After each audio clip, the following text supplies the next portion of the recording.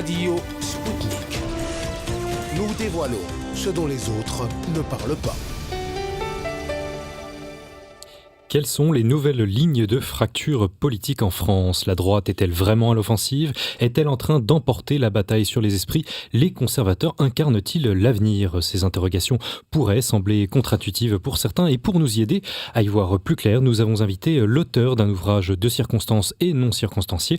Alors que nous nous trouvons engagés dans une longue période électorale, dans les primaires des grands partis, nous allons à la fois éclairer et nous extraire des jeux politiciens avec Guillaume Bernard. Guillaume Bernard, bonjour. Bonjour. Merci de votre présence ici dans notre studio. Vous êtes donc universitaire, maître de conférences à l'ICES, l'Institut catholique d'études supérieures, et vous venez de publier l'essai « La guerre à droite aura bien lieu » et qui jette dans le débat public un borborigme ou un mot savant au choix, car il est sous-titré « Le mouvement d'Extrogir ». C'est là le cœur de votre argument, me semble-t-il. Alors sans plus tarder, quand même, qu'entendez-vous par là ? Pendant des années, et depuis la Révolution française jusque dans les années 1990, on a eu un mouvement sinistrogir. C'est Albert Thibaudet qui, dans les années 1930, a identifié, je dirais, le phénomène, c'est-à-dire le fait que les forces politiques nouvelles sont apparues par la gauche du spectre politique et elles ont repoussé vers la droite les formations et les idées qui étaient nées antérieurement. Il m'a semblé que à partir des années 1990, à partir de la chute du mur de Berlin, à partir de la naissance de l'euroscepticisme avec le traité de Maastricht, avec donc l'élargissement européen, avec la mondialisation qui s'est emballée, aussi bien une mondialisation culturelle que financière, eh bien désormais la gauche connaissait, je dirais, plus qu'un effritement idéologique, la gauche connaissait un épuisement idéologique. Et donc, par conséquent, le mouvement sinistrogir ne fonctionnait plus et que désormais, c'était par la droite du spectre politique que les nouvelles idées apparaissaient, prenaient forme, prenaient de l'espace et donc provoquaient un glissement inverse à celui que nous avions connu, donc un glissement de la droite vers la gauche, des idéologies et d'une certaine manière aussi des partis politiques, encore que mais je pense que nous aurons l'occasion d'y revenir. Les partis politiques, les vraies lignes de clivage politique ne passent pas forcément entre les partis, mais plutôt au sein des partis politiques eux-mêmes. Donc voilà, le mouvement d'Extrogir, c'est bien sûr le fait que, eh bien, par l'épuisement idéologique de la gauche, il y a une droitisation globale de l'électorat français, mais en outre, le fait que, si j'ose dire, si je veux parler en termes d'échec, désormais, c'est la droite qui a les blancs et c'est elle qui progresse idéologiquement parlant. Alors quand même, on a envie de vous répondre assez rapidement. Les médias sont la fabrique de l'opinion et ils sont majoritairement, entre guillemets, de gauche. Bien sûr. Et puis on trouve quand même des idées nouvelles provenant de cette même gauche, par exemple la théorie du genre récemment. Cela ne met-il pas en cause votre argument central ? Le fait que la droite ait pendant des décennies abandonné le terrain culturel, abandonné le terrain de l'instruction publique, pensant qu'il suffisait dans le fond d'avoir une réponse économique fiable, sereine, une gestion, je dirais, efficace, le fait que cette droite donc a pensé qu'il lui suffisait, je dirais, de parler d'économie sans s'intéresser à la culture, eh bien, a évidemment fait que la gauche est aujourd'hui absolument dominante dans, je dirais, le monde intellectuel et dans le monde des médias. C'est certain. Seulement, eh bien, elle est aujourd'hui, je le crois, véritablement, cette gauche, eh bien, sur la défensive. Elle ne produit plus grand-chose de nouveau. Vous me parlez de la théorie du genre. Oui, en France, la théorie du genre, on l'a découverte dans le fond assez récemment, mais ça date des années 1970 dans les universités américaines.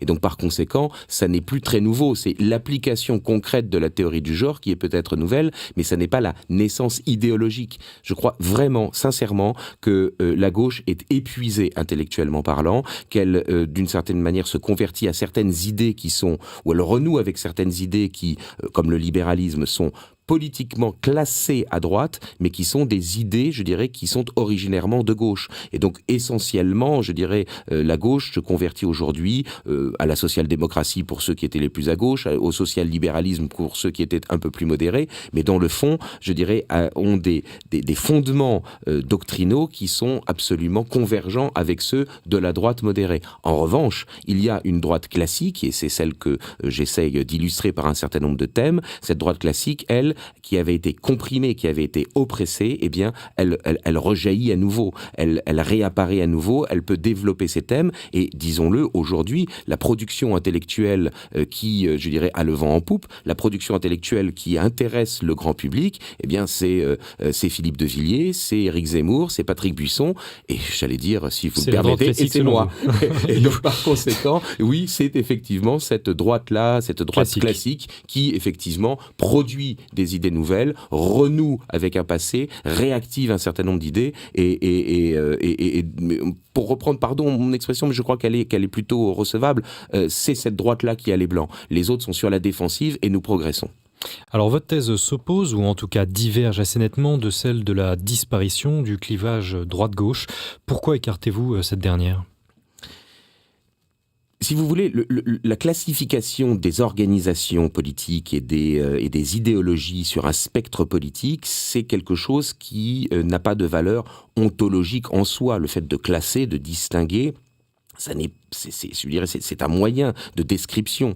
Le fait que dans un spectre politique il y ait une droite et une gauche, eh bien, à moins qu'il y ait, je dirais, un parti unique, à moins qu'il y ait, je dirais, plus aucune distinction, différence, je dirais, entre les différentes opinions qui s'expriment, cette distinction entre une droite et une gauche, elle existera toujours. Alors après, le fait que le clivage, le critère du clivage entre la droite et la gauche, au XIXe siècle, au XXe siècle et aujourd'hui ne soit plus le même, ça j'en suis parfaitement d'accord. C'est-à-dire qu'au XIXe siècle, en France, le clivage droite-gauche, il se faisait sur le régime politique. La droite, c'était plutôt les monarchistes, la gauche, c'était plutôt les républicains. Au XXe siècle, à partir évidemment de la Première Guerre mondiale, bien sûr avec la poussée des idées socialistes, eh bien le clivage était sur les questions, je dirais, d'économie, d'intervention de l'État. La droite, c'était plutôt ceux qui voulaient diminuer ou limiter le rôle de l'État, l'interventionnisme de l'État dans la société, et puis la gauche était ceux qui voulaient justement développer ce rôle de l'État.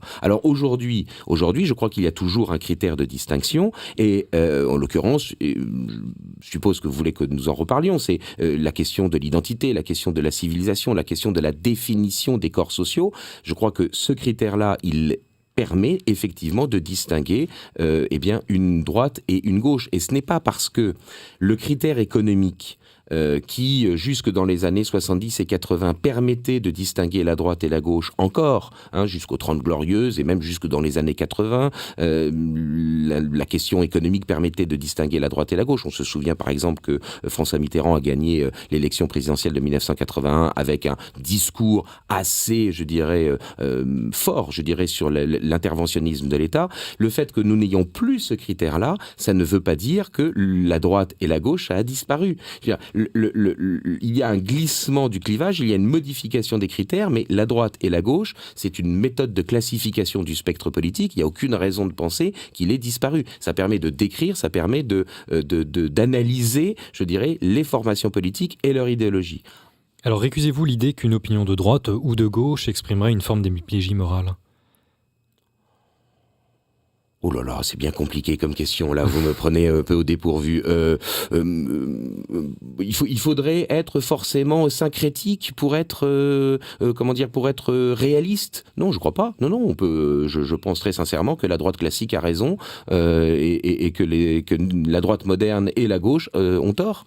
Donc non, je ne crois pas du tout qu'il faille forcément, je dirais, essayer de faire un assemblage idéologique entre la droite et la gauche, entre les idées modernes et classiques, pour essayer d'avoir raison. Pas du tout. Alors peut-on parler de populisme avec cette droite classique que vous évoquez ? Vous évoquez d'ailleurs dans votre ouvrage aussi la contestation de la manif pour tous, que vous qualifiez plus ou moins de populisme catholique. Oui. Alors le populisme, je crois, c'est une des manifestations de ce que j'ai appelé le mouvement d'Extrogir, c'est-à-dire le fait qu'il y a un retour à un certain nombre de conceptions, un certain nombre de valeurs qui, je dirais, s'enracinent dans une pensée plutôt classique. Le populisme, c'est plusieurs choses. C'est d'abord et premièrement la distorsion entre les élites et le peuple. C'est deuxièmement le fait qu'il y a un recours d'une certaine manière ou une demande de recours à la souveraineté populaire, au référendum, à l'expression directe, je dirais, de la volonté du corps social. Et puis c'est troisièmement, et c'est ça qui me paraît encore plus important, je crois que le populisme c'est ça renoue, je dirais, avec cette idée que les corps sociaux, ce ne sont pas uniquement une addition de partis, une addition d'individus pour simplifier, c'est quelque chose qui existe en soi. Lorsque, par exemple, effectivement, les manifestants de la Manif pour tous, ont s'opposé à la loi Taubira, aussi bien au mariage qu'à l'adoption par des homosexuels, ils défendaient l'idée que la famille, c'est un corps social qui a ses propres règles et dans lequel il faut se couler, dont il faut accepter les principes et non pas vouloir plaquer des principes de l'extérieur. Donc, de ce point de vue-là, je crois que la Manif pour tous était effectivement un phénomène de type populiste et que le populisme rentre, je dirais, comme illustration, est une illustration de ce que la pensée classique est en train de reprendre des forces et de se redévelopper à nouveau dans le corps social. Vous êtes cependant critique, en tout cas, sur la réussite de ce mouvement. Alors, je suis critique parce que il me semble qu'ils en sont restés, je dirais, à la première étape, je dirais, de la mobilisation. C'est-à-dire qu'ils ont fait des très grandes mobilisations, incontestablement. Et puis, il me semble qu'ils n'ont pas réussi, peut-être n'ont-ils pas voulu, se transformer en un véritable groupe de pression pour, je dirais, faire valoir leurs idées. Et donc, c'est vrai que la Manif pour tous est quand même un petit peu essoufflée, encore que la manifestation du 16 octobre... Est-ce une pique contre Sens commun ?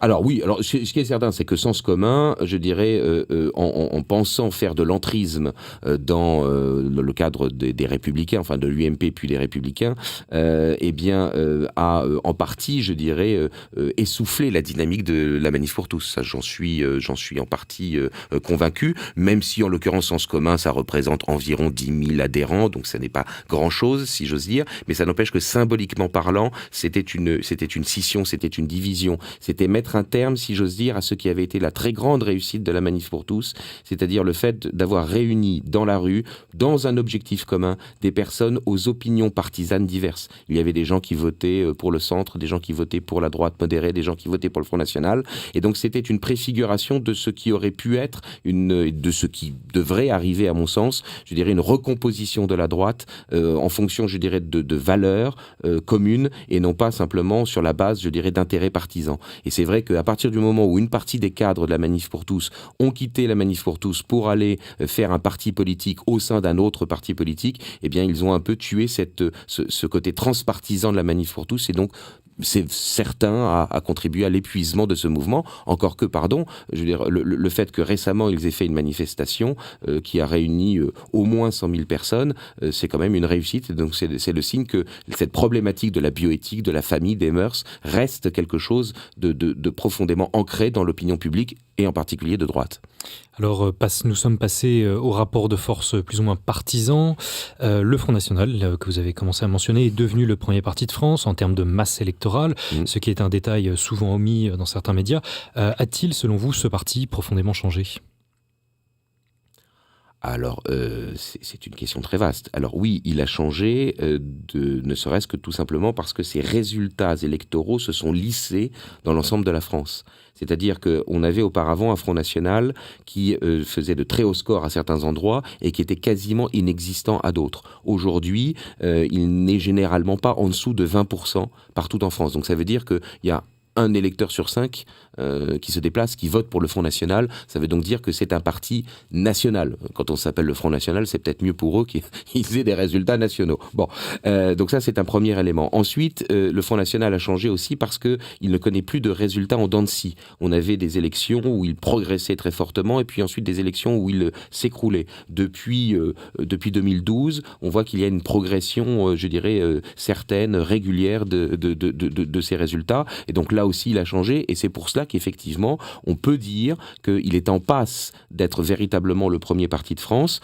parce qu'en termes de résultats électoraux, il est en tête, donc de ce point de vue-là, il est le premier parti, mais pour être le premier parti, il faut aussi, je dirais, avoir un enracinement local, il faut aussi avoir des cadres expérimentés, et grâce aux dernières élections locales, les municipales, les cantonales, enfin les départementales, et puis les régionales, le Front National, effectivement, professionnalise ses cadres. Donc de ce point de vue-là, il est en passe de devenir le premier premier parti de France. Alors après, évidemment, je suppose que votre question portait aussi sur la question du programme, sur la question de la doctrine. Bon, oui, le Front National a changé, je dirais, plutôt dans le ton que dans son orientation générale.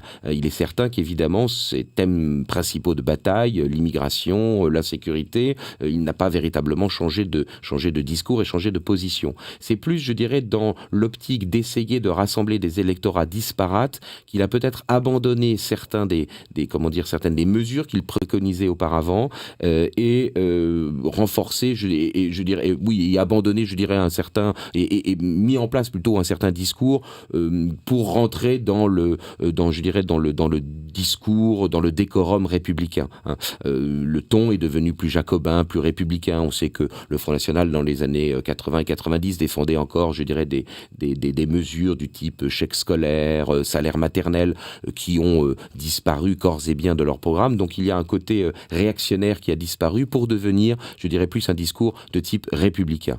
Alors pour autant, est-ce qu'il faut dire que parce qu'il défend un État fort et peut-être un interventionnisme de l'État, est-ce qu'il devient pour autant de gauche ? Je crois que, bien sûr, il y a une influence, je dirais, de gens venus de la gauche au sein du Front National qui modifie un petit peu son ton, mais pour autant, je m'inscris en faux sur l'idée qui consisterait à dire que parce qu'il n'est pas libéral, il serait de gauche. Pas du tout. Je veux dire, il y a une tradition à droite qui est de ne pas être libéral, et pourtant c'est une vraie tradition de droite. Le catholicisme social, c'est pas du tout libéral et c'est pas du tout de gauche. C'est vraiment de droite. C'est clairement de droite. Bon, donc le fait que le Front National apparaisse comme étant moins libéral qu'auparavant, je crois que tout simplement c'est parce que les circonstances ont changé. C'est-à-dire que dans les années 80, le Front National est un parti en France. La France appartient au bloc de l'Ouest, et donc par conséquent, effectivement, il y a je dirais, cette opposition avec l'Est. Et donc on apparaît, quand on est de droite, comme étant plutôt favorable, je dirais, à un État régulé, à un État qui ne soit pas omnipotent, à un État qui ne soit pas collectiviste. Aujourd'hui, les circonstances géopolitiques ont parfaitement changé. Je veux dire, on n'est plus évidemment dans l'affrontement Est-Ouest, c'est terminé. Il y a d'autres types d'affrontements, et donc par conséquent, je ne crois pas que le Front National soit moins libéral qu'auparavant, mais il est certain que du coup, son discours apparaît comme étant, je dirais, plus républicain. Et c'est ce qui permet de penser, ou c'est ce qui permet de dire, ou d'envisager que le Front National ne serait plus véritablement autant de droite qu'il l'était, peut-être de gauche. Oui, ce qui d'ailleurs fait qu'il est lui-même contesté par ceux qui pourraient constituer son électorat. Oui. On parle de droite hors les murs, ce qui n'est pas évident pour tout le monde. Alors qui sont-ils donc et pourquoi jouent-ils les trublions ? Pourquoi jouez-vous les trublions, devrais-je dire ? Disons que moi, je suis pas dans un complot. Hein, voilà, je défends un certain nombre d'idées. Je le dis parce que c'est peut-être pas inutile de le dire. Ça m'arrive très souvent de rencontrer. D'ailleurs, j'ai moi-même des amis qui y sont. De rencontrer des gens du Front National qui s'imaginent que parce qu'on n'est pas à 200%, vous me permettrez l'expression, à 200% pour eux, c'est que donc on est contre eux. Moi, je suis un commentateur, je suis un analyste politique et je n'ai pas à prendre parti pour un parti politique. Bon, la seule chose, c'est que je n'ai pas, contrairement à la plupart des autres commentateurs, d'hostilité de principe envers le Front National. En revanche, puisque je suis extérieur au Front National, je peux voir ses faiblesses. Et il me semble que le Front National, dans sa stratégie électorale aujourd'hui, ne prend pas suffisamment en considération une chose importante, c'est la porosité des électorats. C'est-à-dire que bien sûr qu'il y a des électeurs de gauche qui votent désormais pour le Front National. Mais en règle générale, ils le font après une période d'abstinence, après une période d'abstention. C'est-à-dire qu'ils se sont d'une certaine manière convertis au Front National parce que, ils ont vu que, dans le fond, il y avait un certain nombre de diagnostics ou un certain nombre de discours du Front National qui leur plaisaient. Bien. Mais, si j'ose dire, chercher à capter cet électorat de gauche en transformant son discours au-delà d'un certain degré, ça risque de créer une incohérence. Autant je ne crois pas qu'il y ait une incohérence pour le Front National à ne pas être libéral, autant il pourrait y avoir une incohérence pour le Front National à abandonner un certain nombre de ses principes, je dirais, par exemple sur les questions sociétales, par exemple sur les questions identitaires, dans le but de capter des électeurs de gauche. En revanche, il y a une très grande porosité entre les différents électorats de droite. Et ça, il ne le prend pas, à mon sens, suffisamment en considération. Et par conséquent, vous allez me dire que j'arrive enfin à la réponse à votre question. Et par conséquent, ça veut dire que, à tort ou à raison, mais en grande partie à raison quand même, il y a un espace politique qui existe à droite, qui n'est pas occupé.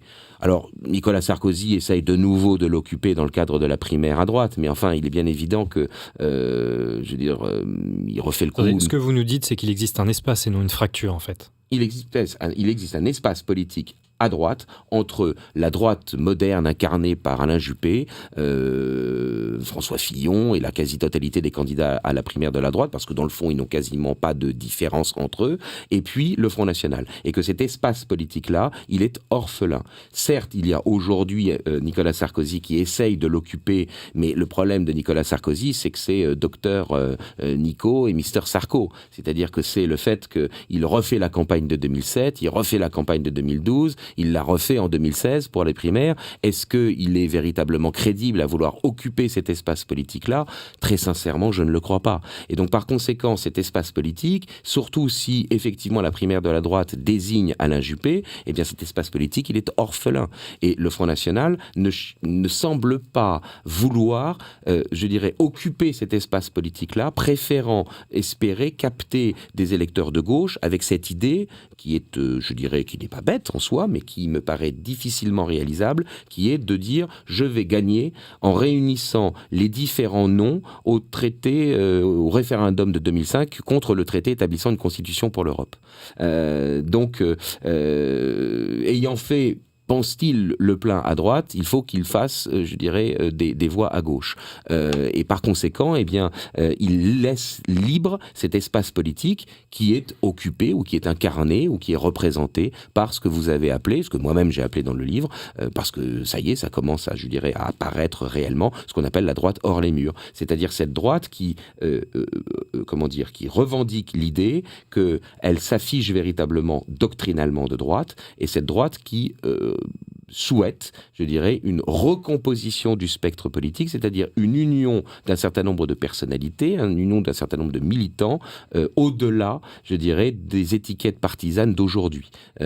Faire tomber les murs, décloisonner le fait qu'il y a des gens qui, sont très proches politiquement, mais qui, en raison des appareils politiques, ne se parlent pas. Or, on a bien vu, par exemple avec la Manif pour tous, ils sont forts ensemble. Ils convergent dans leurs idées. Donc cette droite hors les murs, elle existe dans la base, elle existe dans l'opinion publique, mais elle n'est pas incarnée par les partis politiques, soit parce que la droite modérée subit ce mouvement d'extrogir, c'est-à-dire qu'il la repousse idéologiquement vers le centre, vers le libéralisme et vers une potentielle alliance avec la gauche, et le Front National qui, par stratégie, veut essayer de conquérir et de gagner les élections, veut essayer de conquérir des électeurs de gauche, et donc par conséquent abandonne cet espace politique et qui reste aujourd'hui orphelin. Je ne sais pas si j'ai été très clair, mais enfin, en tout cas, je crois que cet espace politique existe réellement et qu'il devra peut-être être incarné un jour. C'est vrai que pour l'instant, évidemment, dans la campagne pour les primaires et pour la présidentielle, il ne l'est pas. Alors vous soutenez donc qu'il existe un mouvement de la droite, un mouvement d'extrogir, passons à gauche si vous le voulez bien. Celle-ci, selon vous, se droitiserait donc. À quoi commence-t-elle à ressembler ? À quoi va-t-elle ressembler à moyen terme selon vous ? Alors elle se droitise, oui et non. Elle se droitise parce qu'elle récupère des idées qui glissent de droite vers la gauche. Parce que le libéralisme, évidemment, à partir de la Première Guerre mondiale, disons de la Troisième République, et puis de la Première Guerre mondiale, évidemment, et puis évidemment avec l'affrontement Est-Ouest après la Seconde Guerre mondiale, ce libéralisme a glissé sur la droite du spectre politique. Mais à l'origine, le libéralisme, c'est une idée de gauche. C'est une idée qui vient par la gauche du spectre politique. Donc ce libéralisme qui était à droite, jusque dans les années 70 et 80, est en train de reglisser vers la gauche. Ce qui fait que, comme vous le disiez, d'une certaine manière, la gauche se droitise parce qu'elle reprend des idées, elle adopte des idées qui étaient anciennement classées à droite. Mais je pense que c'est le libéralisme qui retrouve tout simplement son unité intellectuelle.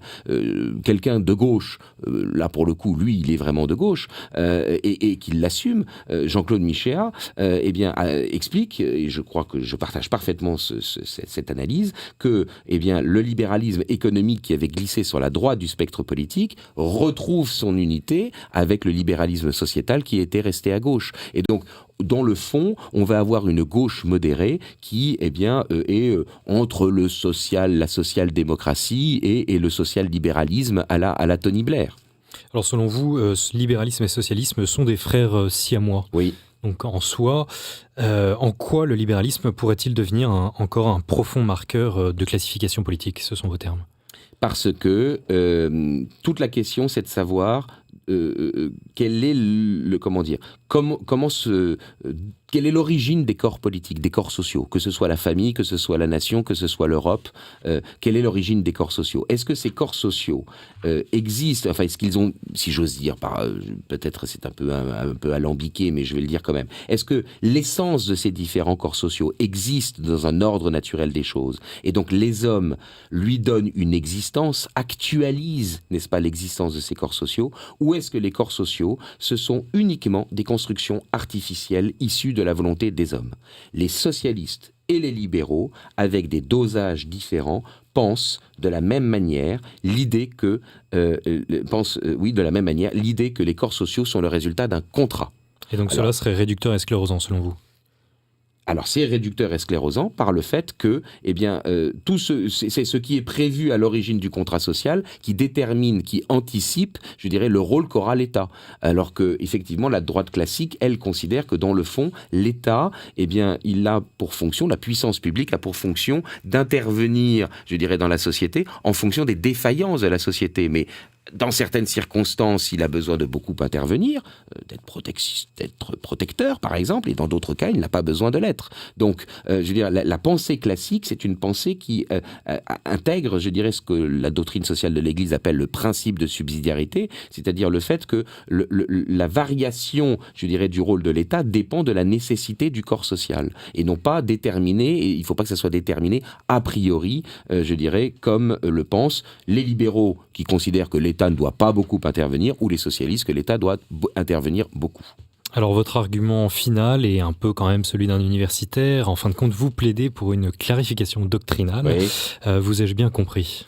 Mais oui, vous m'avez bien compris. C'est-à-dire que aujourd'hui, le clivage entre les classiques et les modernes, au sein de la droite, c'est un clivage qui ne passe pas entre les partis politiques, mais au sein des partis politiques. Alors bien sûr, le dosage n'est pas le même. Il y a peut-être plus de penseurs classiques ou de gens qui sont attirés par les idées classiques, même s'ils n'en sont pas parfaitement conscients, dans un parti plutôt que dans un autre. Mais ça n'empêche que cette ligne de fracture fondamentale qui passe au sein de la droite et qui fait qu'une partie de la droite, inéluctablement, redeviendra la gauche, ou en tout cas s'alliera avec la gauche, cette ligne de fracture, elle nécessite, elle est véritablement aujourd'hui ce qui permet de distinguer les réalistes des idéalistes. Mais justement, cette clarté doctrinale, n'est-ce pas un peu un vœu pieux quand même ? Pourquoi ? Si vous discutez avec nos contemporains, avec, ceux qui ont manifesté pour la Manif pour tous, ceux qui s'engagent dans la vie politique, ils n'ont peut-être pas une expression de cette classification, de cette distinction des enjeux philosophiques, comme je peux le faire parce que c'est mon métier, et puis parce que c'est ce qui m'intéresse plus particulièrement. Mais instinctivement, vous avez énormément de personnes qui vivent cela, qui le ressentent sur la question de l'identité, sur la question de la construction européenne. On est face à une Europe qui a l'air de plus se préoccuper de l'existence et des intérêts des autres que de ses propres intérêts.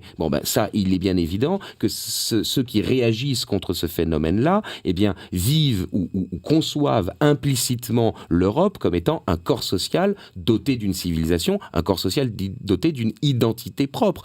Ça, c'est une manière classique de concevoir les choses. Donc, que vous me reprochiez courtoisement de formuler les choses d'une manière intellectualisante, je le veux bien, mais la réalité, je dirais, des convictions dans l'opinion publique, c'est que certaines sont incontestablement des convictions classiques et que d'autres sont des conceptions modernes. Et que aujourd'hui, les partis politiques ont intérêt, je dirais, à essayer d'être attrape-tout, donc ne font pas l'effort de défendre une doctrine qui soit cohérente, et que pour faciliter le choix des électeurs, par honnêteté, par loyauté vis-à-vis des électeurs, je crois qu'il faudrait une recomposition du paysage politique français où les organisations feraient explicitement le choix de défendre une pensée classique ou une pensée moderne.